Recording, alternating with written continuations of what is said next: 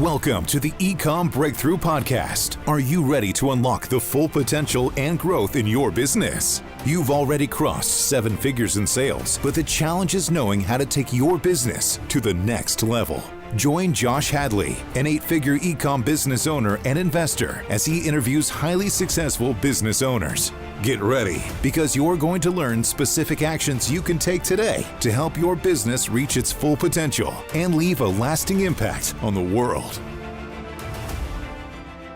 Welcome to the Ecomm Breakthrough Podcast. I'm your host, Josh Hadley, where I interview the top business leaders in e-commerce.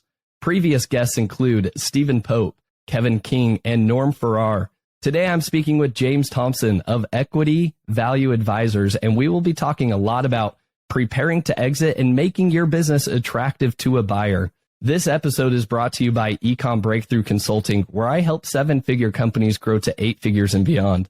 Listen, James, I started Hadley Designs back in 2015, and I grew it to an 8-figure brand in 7 years. I made a lot of mistakes along the way that made the path of getting to 8 figures take a lot longer than it actually needed to be. At times, I doubted whether our business could actually survive, whether we could actually become a real brand, or whether I could step into that real CEO role and lead others. I wish I would have had a guide to help me grow faster and avoid a lot of those stumbling blocks along the way. If our listeners have hit a similar plateau and want to know the next steps to take their business to the next level, then go to ecommbreakthrough.com. That's Ecomm with 2 M's to learn more. Today, I'm really excited to introduce you all to James Thomson. James is the managing partner of Equity Value Advisors, advising brand executives and investors that are seeking guidance on how to accelerate e-commerce revenues and to align e-commerce and physical retail distribution and pricing strategies. Formerly, James was the chief strategy officer at Buybox Experts, a managed services agency supporting brand executive teams selling online, as well as private equity investors evaluating brands sold on Amazon. He has also served as the business head of Amazon Services, the division of Amazon responsible for recruiting tens of thousands of sellers annually to the Amazon marketplace. He also served as the first Fulfillment by Amazon account manager. And prior to Amazon, James was a management consultant and retail banker. So with that introduction, James, welcome to the podcast. Thank you for having me today, Josh. James, you have a wealth of knowledge that I think our listeners are going to be eager to hear what you have to share with us all. But most importantly, I love what you are currently doing right now as you sit on the board of multiple e-commerce companies. You're evaluating a lot of e-commerce companies in terms of acquisitions and, investment opportunities. So, James, tell us a little bit more about your role with Equity Value Advisors and what you're doing there right now. So when I left Buybox Experts, a traditional Amazon agency, I decided that I wanted to continue to work with investors, private equity, VC companies, some angel investors that were looking to buy Amazon businesses, or at least buy businesses that had strong Amazon channel initiatives. If we think back to a couple years ago, when Amazon aggregation was a big deal and everybody was jumping in buying brands, a lot of stuff started to happen there where people were looking at brands saying, should I buy this one? Should I buy that one?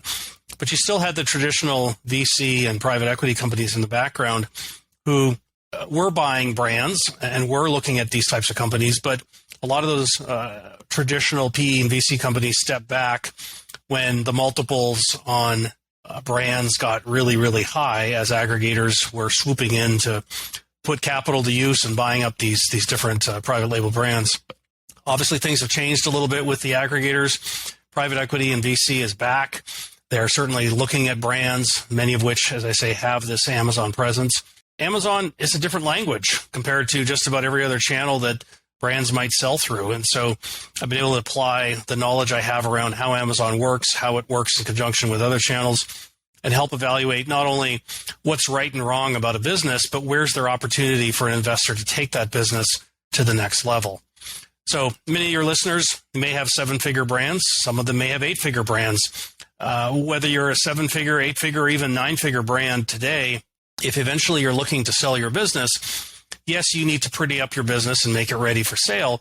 But part of that exercise is going to be around how do you make it attractive to a buyer to absorb that business into its existing portfolio, how do you help them identify where there's opportunity for them to grow the business quickly and quickly recover the cost of acquiring your business? So that's the mentality that I apply to the work that I do today, is helping investors think through where's their opportunity to pull certain levers that might not have been pulled enough up to this point, so as to be able to realize new forms of growth that traditional private label brand owners might not have been able to accomplish themselves. That's awesome. Well, James, I'm excited to dive into maybe some of those levers that you see, when somebody acquires a business. What are the levers they're able to pull to accelerate growth? But let's go back even further. I know we've had a prior conversation where we talk about how there's a lot of people that can stumble into 7-figure brands, right?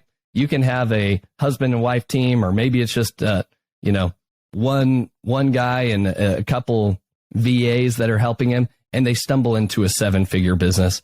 But it's very rare to stumble into an 8-figure business, right? Yes, typically, you're actually building a brand and business at that point. So, James, tell me about kind of your thought process of somebody that stumbles into a 7-figure brand and wants to grow it to 8 figures and beyond.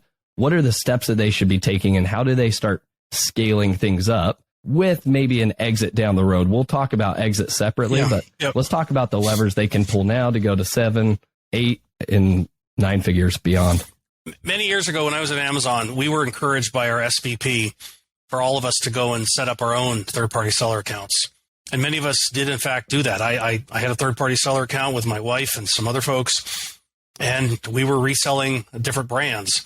And as fast as I could call companies and say, will you let me wholesale your products and then sell them on Amazon, as fast as I could do that, I could turn around and make some decent money. And I grew my business to do several $100,000 a year. It was very much a part-time initiative, but if I'd gone full-time, there were definitely enough other brands that I could have called that I could have got to $1 million a year. But at $1 million a year, I could still operate that business on my kitchen table, unloading product, repackaging it, sending it into FBA. It was all still very doable. It was a lot of manual work, a lot of Excel spreadsheets, but not necessarily that sophisticated. But it was still very doable. And certainly today, there are many folks that will start their own private label brands rather than being resellers. They'll be private label brands of their own brands. And again, opportunity to be able to grow your business fairly quickly using a lot of these not very sophisticated techniques of your kitchen table and a few Excel spreadsheets to get to the point that you're running a decent sized business. Many of the companies I've worked with when I was both at Amazon and then since Amazon as a consultant at either my own firm or at Buybox Experts, in those situations, these brands are having to think through very sophisticated steps around, do they have the right catalog selection today? Are they evolving their catalog in order to be able to adjust to competitive forces and capture different types of product gaps that might avail them to additional products down the road? What are they doing in order to find production efficiencies so that the products they're sourcing today, can they source those products for 5%, for 10% less in a couple of years from now as they grow the volumes and are able to have larger minimum order quantities? There are a lot of questions here around, do you diversify into other channels where today Amazon represents 70+% of the consumer opportunity for online sales today in the United States? Is it worth doing all these other channels? And one of the things I like to talk to my clients about is, it's not so much if you add, for example, Walmart.com or Target.com, are any of those channels going to be worth the squeeze, as they say? Are they going to be large enough that it's worth the effort? I like to think about it not just in terms of you need to be where your customers are, but also even if you only add 5% more with this channel and 5% more with that channel, every time you add another channel, if you're able to grow 25, 30% more through some of these other channels, in many situations, you're doing enough extra volume through those other channels that you can go back to your suppliers and negotiate lower production costs on your products. That's lower production costs for all of your units, including the ones being sold on Amazon. And so the benefit of diversifying into other channels isn't just about having your product in lots of places, but actually being able to negotiate down prices, your production prices, which benefits your whole overall business. So I know it's frustrating to put a lot of effort into other channels and not see a ton of sales or not see anywhere near the amount of sales given the amount of effort you're putting into it relative to what you're doing on Amazon. But as I think through the conversations I have with many different buyers who are my clients today, who are looking at brands, looking at can they take on these brands and do new things with them.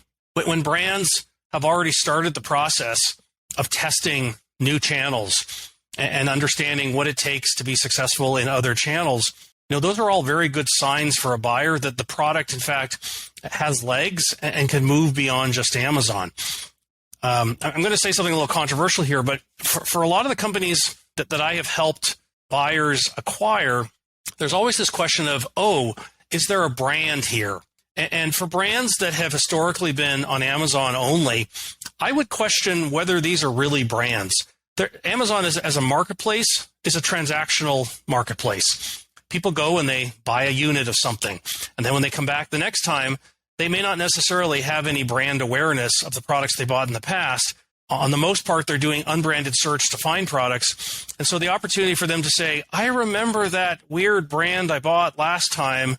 I think I need another one of those. That's in fact not the way that most consumers on Amazon behave. And so when we talk about, I have a brand and I'm building a brand and it's an important brand and there's brand awareness, I would challenge whether that's really the case. On the other hand, if you're taking a brand and you're actually selling it into multiple channels and you're starting to essentially own the visibility of that brand wherever consumers might be, I would argue that you're moving closer towards actually having some brand equity that you can leverage that in time may help you diversify into a meaningful DTC site, having a Shopify or a BigCommerce site of your own where you can sell your products.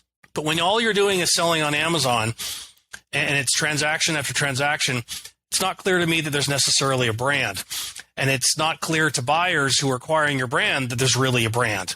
And keep in mind that some of the sophisticated PE and VC companies that are acquiring brands today, they don't want to just buy a brand that's going to be sold on Amazon.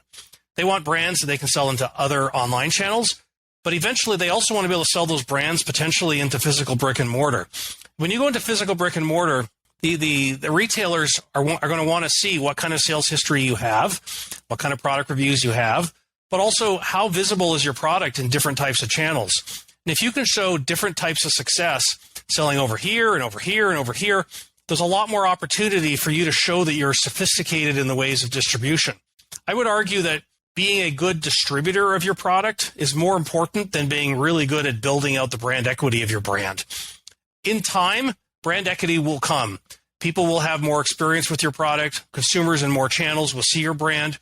But until we move away from this transactional nature of e-commerce, it's really hard to have a meaningful brand that consumers remember and keep in mind when they come back to search for a product like yours the next time they go shopping. There's a lot to untangle there. I've talked about a variety of different things, but it's important to recognize most of us today sell widgets. And yes, there's a UPC and a brand name and a logo on the box, but consumers who are shopping online, most of the time they're doing unbranded search. They're not necessarily thinking about, you're XYZ brand. I remember that brand. I'm going to look specifically for that brand the next time I go shopping. Now, one of the things that I help brands with, acquiring companies today think through, and certainly something for your brands to think about, one of the low-touch ways to build brand equity, or let me put this differently, one of the low-touch ways to create some sort of a meaningful experience that the consumer has with your brand so that they will actually have a higher likelihood of remembering your brand is to think through the open box experience of your brand. The number of products that I buy today on Amazon where I receive something, and yes, there's branding on the outside of the box, but there's all this lost opportunity for the brand to engage with me to help me understand how the brand fits into my life, how it's going to solve problems for me. There's a widget in the box, but there's all this lost opportunity around cross-merchandising. What other types of products do you offer? How does your product get used in not necessarily one way, but 3 or 4 different ways? Think of a typical 6-sided box. When you open the box, there might be the top label. Typically, the inside of the box is blank. There's nothing printed on the inside of the box. Yeah. On the outside of the box, There may be a URL to your website. There may be a link to your YouTube channel, but there's not a lot of there's not a lot of effective engagement with consumers to tell them your story. What is the story of your brand and how does it fit into consumers' lives? How do you help consumers think through this piece of equipment I can use to solve this problem or this problem or this problem? And by the way, we have other cousins. There are other types of products that we also make that would also help you fit into your life solving this type of problem or this type of problem. Use the open box experience as a way to help consumers understand that you really are a portfolio of products that help consumers simplify their lives in whatever way it is. By the way, everything I'm saying you can do well within the Amazon terms of service. I'm not suggesting that you're directing people in weird ways to places you can't direct them, but you need to use all of that as merchandising opportunity to tell your story. Yeah, help consumers understand more about what you do. I remember buying a suitcase once on Amazon. It was a private label brand suitcase. And when I received the box, I realized the box was meant for me to engage with.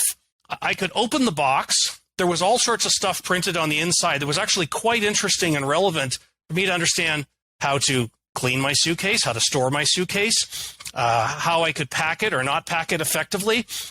All of these are things where I can learn more about how this product actually is going to make my life simpler.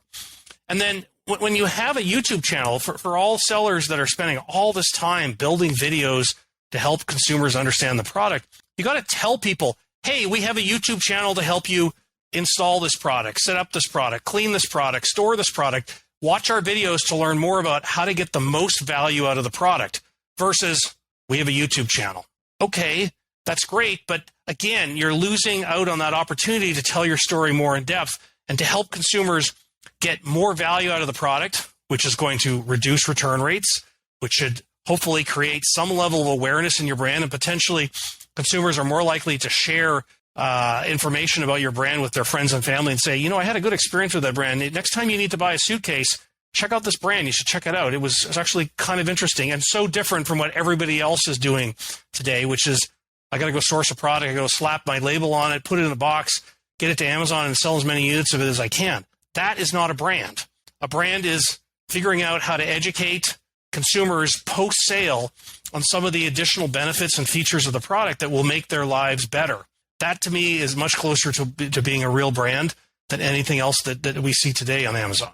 Yeah, I love that. James, so much to unpack with all of that, but you dropped some huge knowledge bombs that get me really excited. I've already got my wheels spinning of different things that we can be doing with our brand.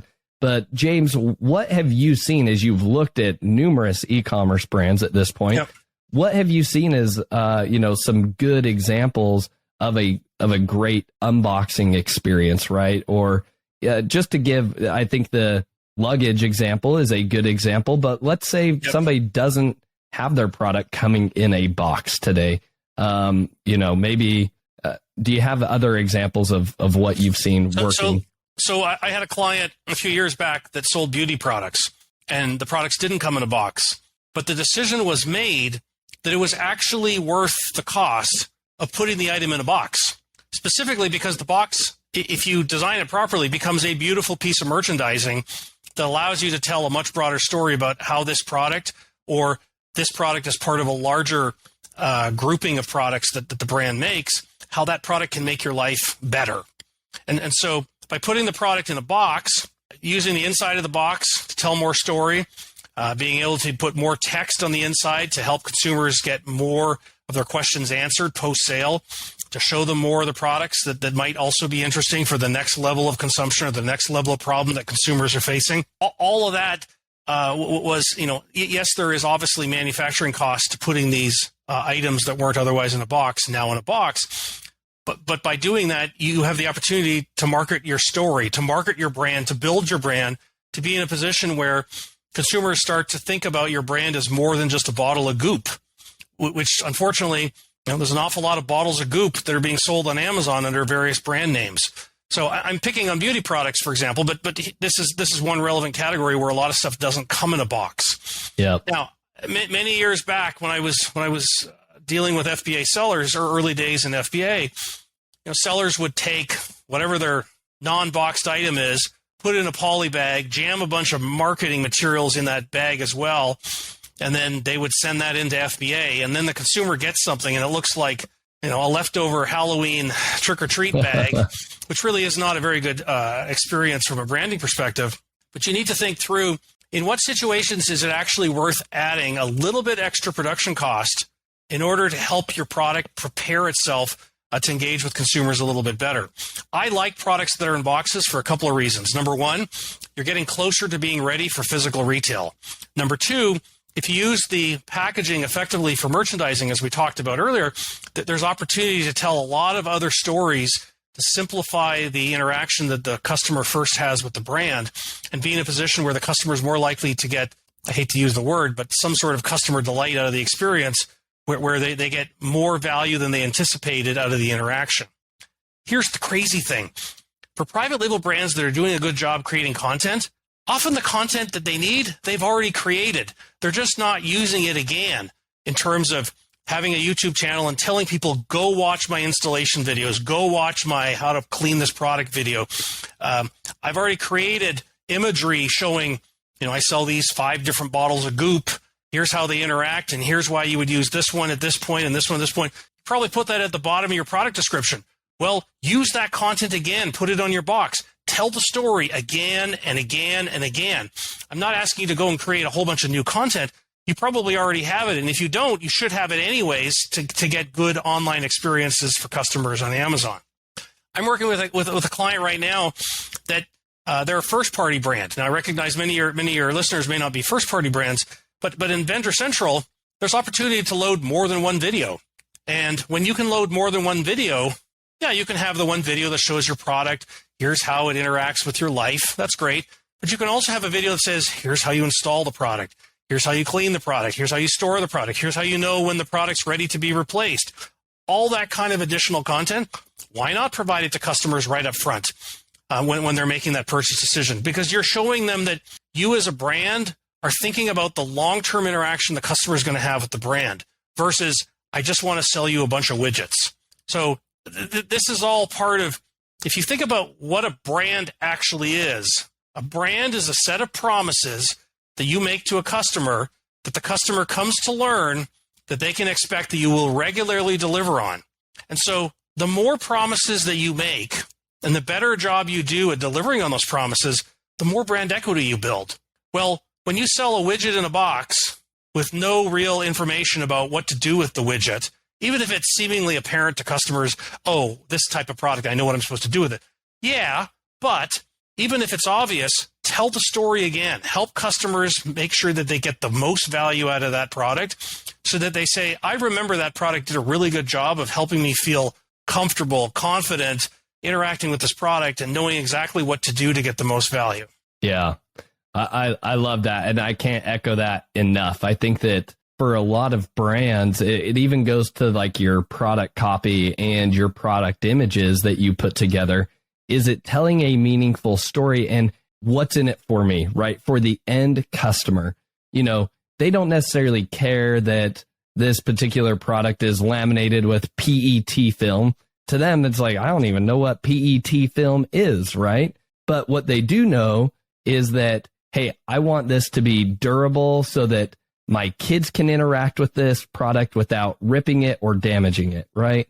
And so it's displaying, how is this product going to serve this customer, right? And then your overall brand story should be, communicating to how you're serving that customer. And I love your strategies and your thoughts with how do you showcase additional products to help serve the customers in other areas of their life. I think that is so important. On that note, James, we talked a lot about different strategies that people can be implementing to move from 7 figures to 8 figures and beyond. You talked about production efficiencies. We talked about creating new products. We talked about getting more distribution into new channels. Of all of those things, each of those are fairly large to tackle on their own. If somebody just crossed that 7-figure mark, what would be like your actionable advice for them to say, hey, this is what I would do first, second, third? So the first thing I would do, we actually haven't talked about yet. The first thing I would do is I would start to delegate tasks to people and clear up your plate so you can spend more of your time thinking about how to go and source better products, how to do more research to find those product gaps in your catalog that you can start to fill, how to start thinking about new channels that you might expand into. When I think of the day-to-day activities of what it takes to run an Amazon business, there's an awful lot of stuff that, quite frankly, we don't really like doing. You got to check reports. You got to check Seller Central.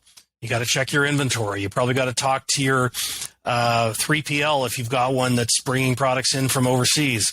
There's a lot of activities that need to be looked at. And I didn't even talk about, you got to file 20 seller support tickets today. All that kind of stuff. You need to be saying to yourself, even though I think I can do this better than anybody else in the world, the reality is there's only so many hours in the day. You need to go hire a VA or outsource this to a trusted colleague who, it may, of course, it's going to cost you money, but the money that you spend to have somebody do a lot of these repetitive tasks or tasks that you don't really like doing, that frees you up to do much higher value added stuff to drive your overall business. If you've got more time to be doing new product research and thinking through, okay, where's there opportunity for me to potentially expand my product line? Where do I need to start thinking about culling out some of the products in my products? Because quite frankly, not all this stuff has turned out to be gold. You've got to have time to think through those bigger questions. And the only way to do that is to start outsourcing some of the mundane that comes with running an Amazon business. As you get better at outsourcing that and accepting the fact that, this other person who's taken on these tasks may not be quite as amazing at doing it as I am, but quite frankly, I don't need amazing. I need competent. And the more you can get competent help to help you with many of these tasks, the more time you free up to work on other types of activities. When my business partner and I were running our Amazon agency, we did everything. We put on every hat imaginable to run that business. And as we started to outsource certain tasks and get more comfortable with, listen, we can outsource most of this stuff with high confidence to people, as long as we train them properly and we're patient and we get them up and running, all of a sudden we now had a multiplier effect. When you have a multiplier effect, that's when the genius of being a business owner starts to really kick in. And wouldn't you love to have 5 other people who are as strong and intelligent and good looking as you are to be there with you? I don't need that. I need 3 or 4 highly competent people in each of their specific areas to help me pursue different responsibilities so that I can go and tackle some of these bigger long-term questions. That's the stuff that really starts to matter. And that's the stuff where I get excited because I realize I can spend time helping think through how to grow my business versus being in the weeds day to day, making sure that every seller support ticket gets addressed and every customer inquiry gets responded to quickly. That's not where I should be spending my time as a business owner. Yeah, it's good to touch bases and check in every so often on those things. But if you're doing that all day, all night, trying to make ends meet with your business, I would rather have a little bit less margin, but have more time to think about the bigger issues, like what products do I need? What channels do I need? Do I need to go and get some outside funding to help accelerate the growth? Those are the big, complicated questions that you as a business owner need to be thinking about if you have any intention on going from being a 7-figure to an 8-figure seller. Yeah. James, I echo everything that you talked about there. I think that so many people initially get so worried about this person's going to cost X amount of money, or they can't do it as well as I can. And frankly, it's just a natural path of any leader that you need to overcome, and you need to get through, and you need to learn how to delegate. If you truly want to grow your brand, delegating and leading people is just something that you're going to need to tackle, because you're not going to turn your brand into an 8 and 9-figure brand just by yourself alone and a couple virtual assistants. You are going to need to build out leadership teams and people that can make other difficult decisions for you in the business as well. I mean, many of us have young children, and the reality is you need to work with your children to show them how to do stuff, because eventually they will grow up and be competent at certain things. It's exactly the same thing when you hire somebody and say, I need you to learn how to do this task. And the reality is, unless you get comfortable delegating certain things and saying, okay, kids, you're doing the dishes tonight. I know the dishes may not be quite as clean as I would like them to be, but we'll get better at this, and we'll get to the point where I can rely on you to do this properly. Fantastic. Now I can go focus on something else. these are harsh realities of becoming the operator of a big business. I think back to the absurd situation with a guy like Steve Jobs when he started Apple many, many years ago. Do you think that at some point he thought he would be packaging up all the iPhones in boxes by himself? Of course not. He had to start delegating things. He had to start building teams that were competent teams that were given the responsibility of doing certain things. I'm not suggesting that every seven-figure seller is in the process of building the next trillion-dollar Apple business, but you need to think about, how do I delegate so I can spend more of my time thinking about the big questions of, do I need to add completely new product lines? Do I need to get completely new manufacturers, or at least find a secondary manufacturing source? What do I do to go through and do very careful cost analysis and figure out how I can remove 3-4% of cost out of my manufacturing so that I potentially can absorb inflationary costs or be in a position where I've got more money to invest in growing my business that much faster? Those are big, long-term questions that you must make time to do. And the only effective way I see companies being able to do this is you've got to hire people and delegate responsibilities. Yep, I agree. Now, James, let's transition before I don't want to run out of time on this, because I feel like this is going to be a very important piece of advice that you'll share with the audience here. But how should brands be making their brand or their business attractive to investors? You talked about, investors want to be able to come in and know what levers they can pull to accelerate growth. Yep. And I've also kind of heard, hey, you don't want to get into retail yet because you want that potential acquirer to say, oh, wow, look at this opportunity with retail. Or you don't want to go to all of the channels because you want other investors to be able to say, oh, you haven't got onto Walmart? Like, that's easy. I can do that. And Etsy and Target. So let's maybe dismantle some of those myths, but also talk about, like, what are investors truly looking for? What are the levers, and what makes it an attractive business? I know that's a loaded question, but there's a lot of stuff that you can do here. And again, assuming you've delegated tasks and you have time to think through what I'm about to say, it's really important, in my view, for every brand owner to have a 3-year business plan. And that 3-year business plan says, where can I be in 3 years from now? And what's it going to take for me to get there? Now, I didn't say you actually have what it takes to get there, but what would it take to get there? And I'm not talking about we're going to the moon. I'm talking about, okay, I have a $2 million a year business. If I want to grow it to be a $10 million business, okay, well, let's work backwards. We know what my conversion rates are. We know what my inventory levels are. We know what, we can estimate what kind of potential market demand there is for products like mine. Okay, so if I've got 10 products in my category, do I need to have 50 products? If it's 50 products, is it all still in the same category, or is it other types of products? Start to think through, and you can either go down, up, or top, bottom. Either way, just figure out what would need to be the case in order for me to be 3, 4, 5 times bigger. And some of it's going to be simple math, but also some of it's going to be, if I needed to open up new channels, which channels probably make the most sense given what I can see on a superficial overview, just looking at some of those other channels. Okay, if I want to sell into physical brick and mortar, maybe I should have a conversation with an agent that could help me sell into those channels. Not that you're actually going to sell into those channels, but to figure out what would it take for your products to be ready to have a conversation with a retail buyer to figure out if, in fact, your products would be welcome in those channels. Those are conversations you can have, and it doesn't take that much work to do that.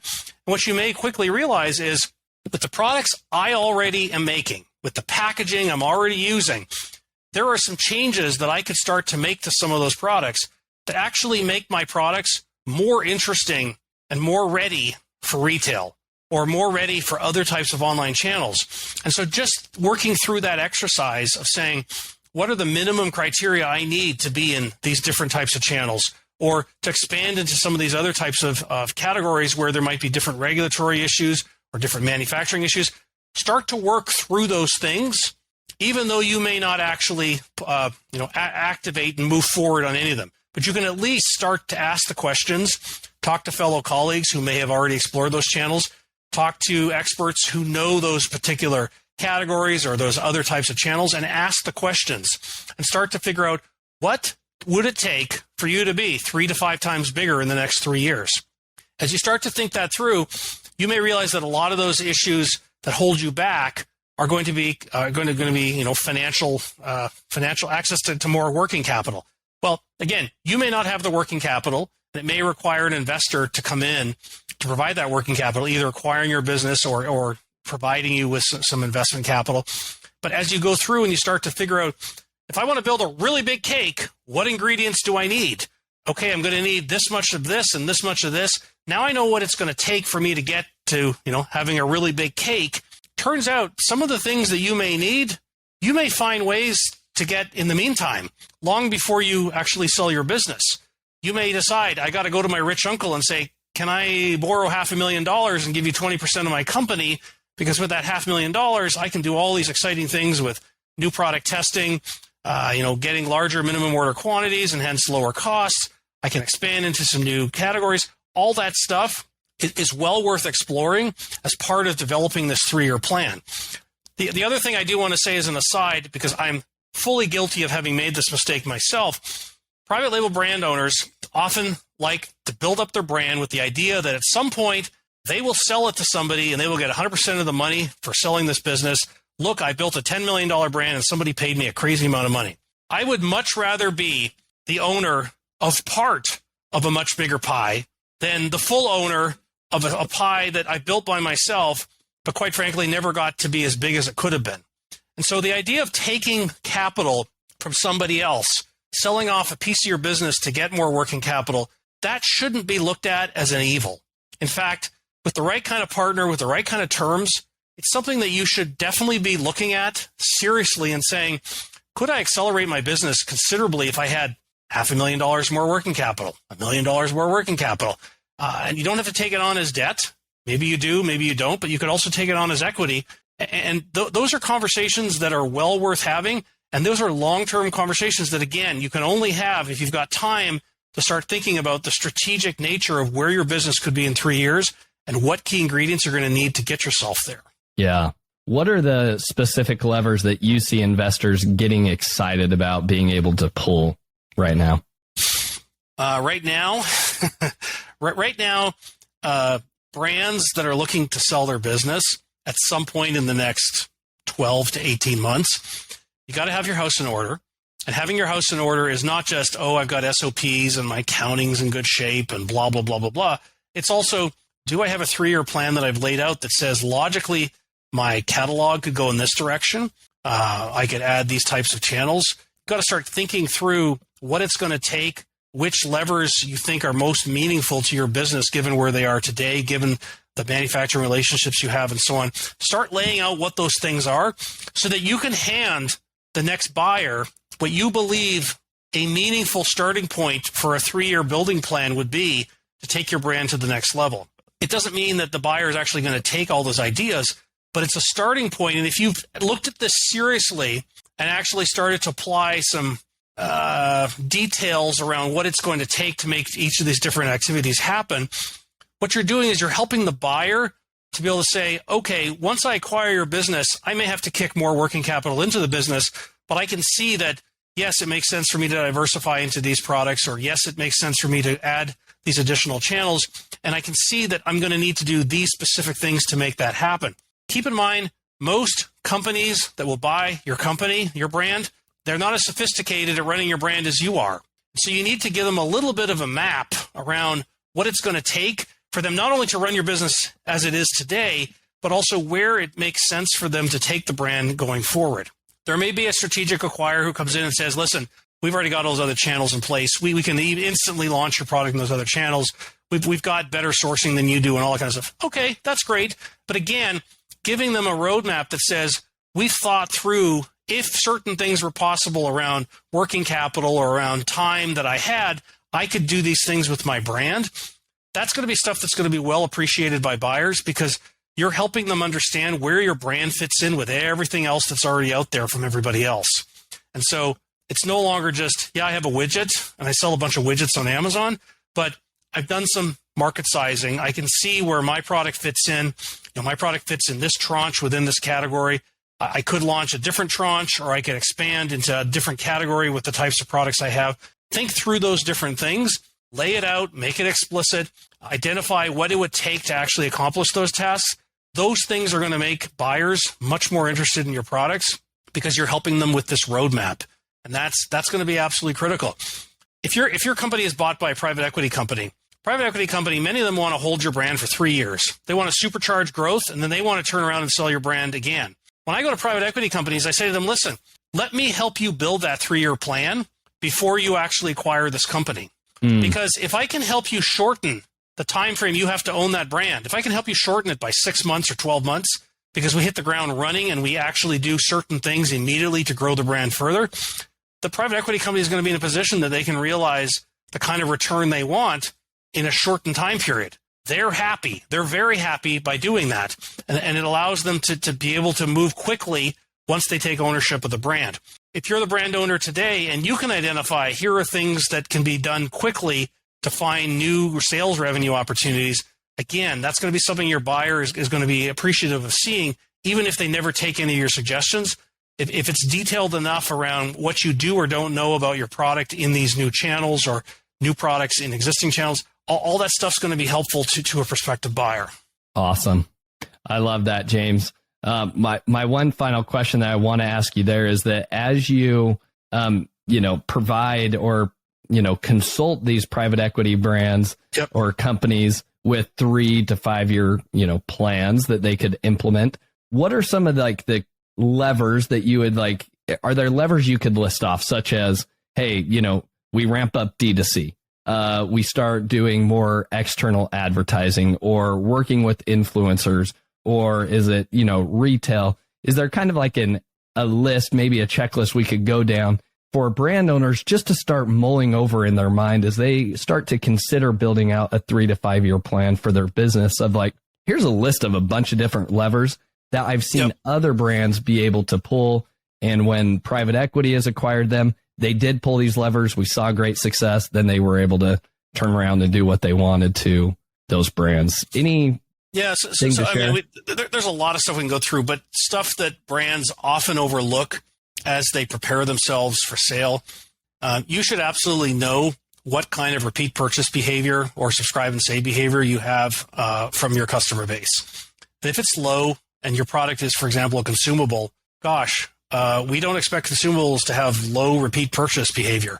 What are you doing in order to help consumers re-engage with you? Do you have to start using some of these Amazon email tools, or do you have to invest in Amazon DSP, which can be an expensive endeavor initially, but one that helps you to go back to existing customers and get them to come back and buy your products? You want to see brands that have decent repeat purchase behavior. If they're non-consumable products, then you want to start asking the question, what are you doing to merchandise the other types of products in your catalog to get consumers thinking about, when I have this type of problem, I should be thinking about your brand to help me with this and this and this. These are all questions that I think are useful to go through. Whether you're going to sell your brand or not, you've got to be asking, am I in fact lowering my total cost of acquisition and cost of reacquisition, repurchase, second purchase, third purchase? So looking at subscribe and save, looking at repeat purchase behavior and tracking that over time and asking yourself the question, what could I be doing? What should I be doing to drive a lower cost of acquisition and getting customers to come back over and over again? Those problems cannot be solved overnight, but you need to be thinking explicitly about what it's going to take for you to get consumers to start to re-engage with your brand. And that's a very useful exercise, and one that if you do eventually sell your brand, being able to showcase that as part of the broker deck that you put in front of prospective buyers, that's something that buyers respond very positively to, because they see that you're actually building some level of customer brand awareness and re-engagement. That's going to differentiate you from every other so-called brand on Amazon that's basically nothing more than a logo and some UPC codes. So I like repeat purchase. I'm looking at that. I also like being in a situation where, as you prepare eventually to sell, most brands are going to have to write down all their standard operating procedures. Turns out most brands don't actually use the standard operating procedures they think they're using. And so just the exercise of documenting this and putting things down on paper and realizing, wait a minute, why do I do it that way?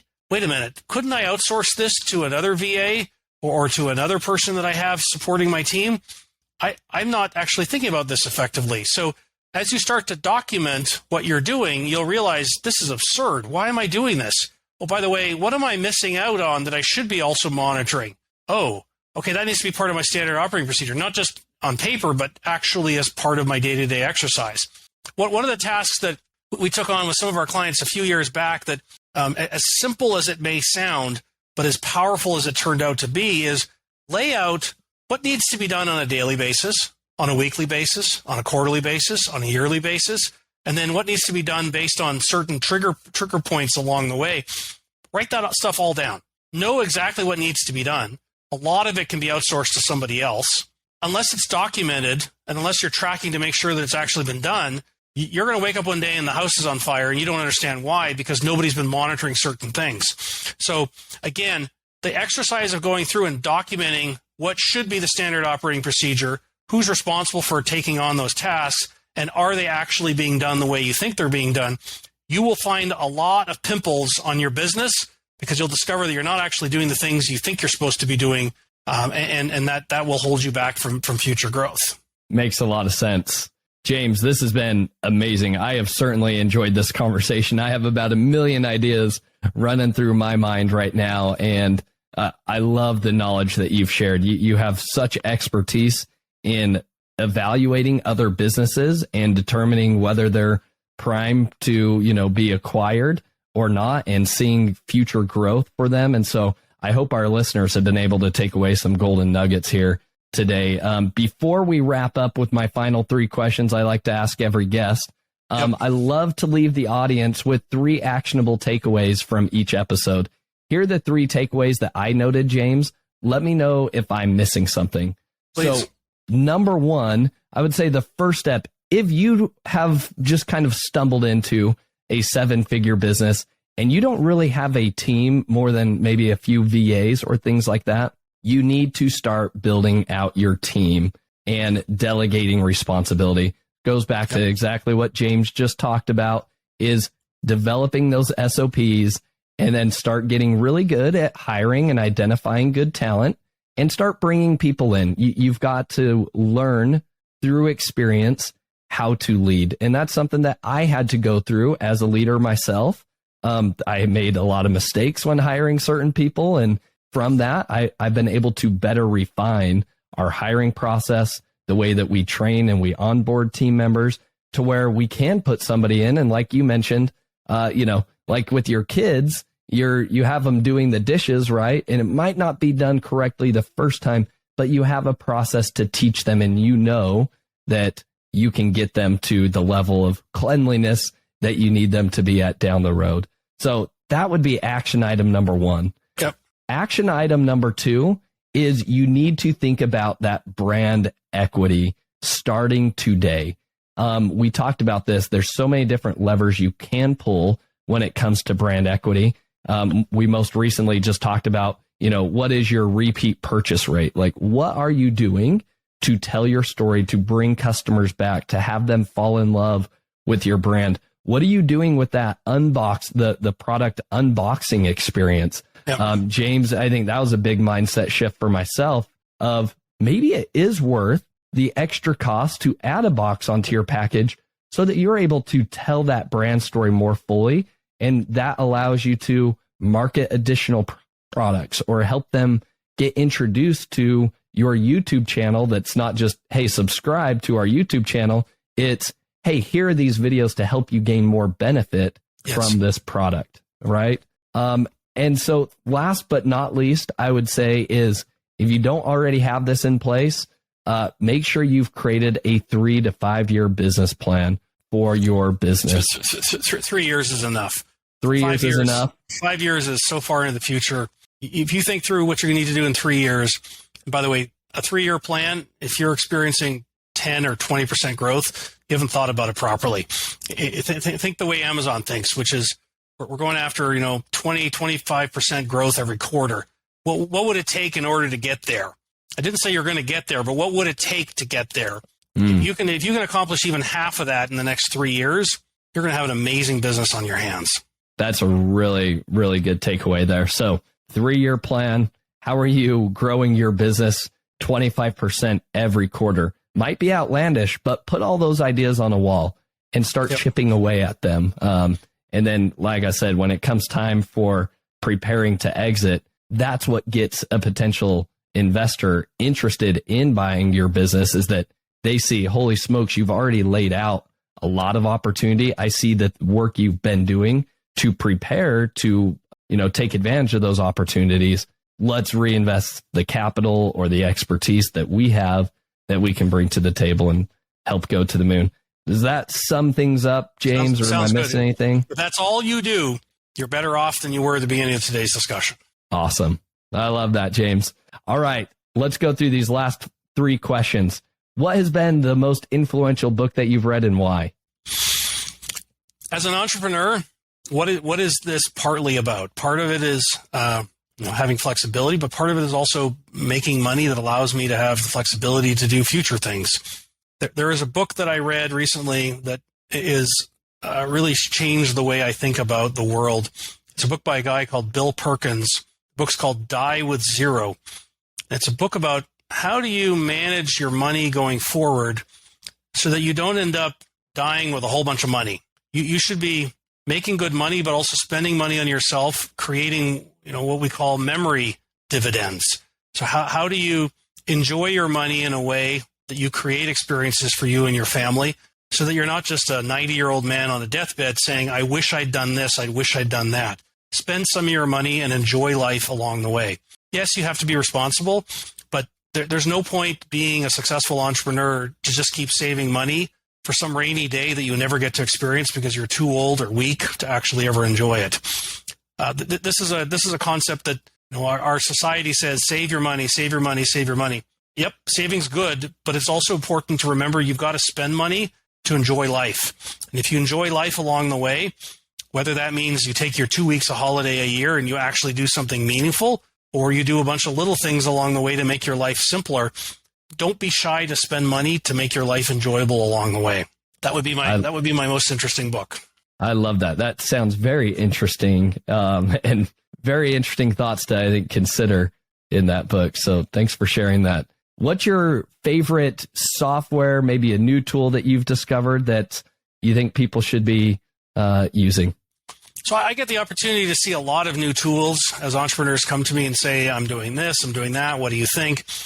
I've seen some, I saw this one tool called Visit, V-I-Z-I-T, which is a tool that allows you to optimize your images in a way that actually looks at customer conversion. And it's much more sophisticated than just a simple A/B test. It's actually looking at heat maps on the image and figuring out what content needs to be in the image in order to get certain levels of engagement. I was very, very impressed by that tool. I have no financial interest in saying what I've just said about that company. I was just very, very impressed by the tool.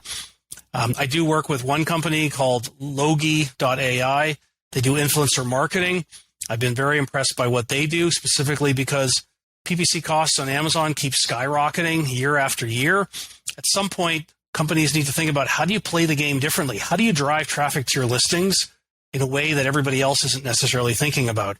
And I think that in the next 2 to 3 years, we're going to see a huge, huge increase in influencer marketing traffic, where Amazon rewards brands for bringing traffic from outside Amazon to Amazon.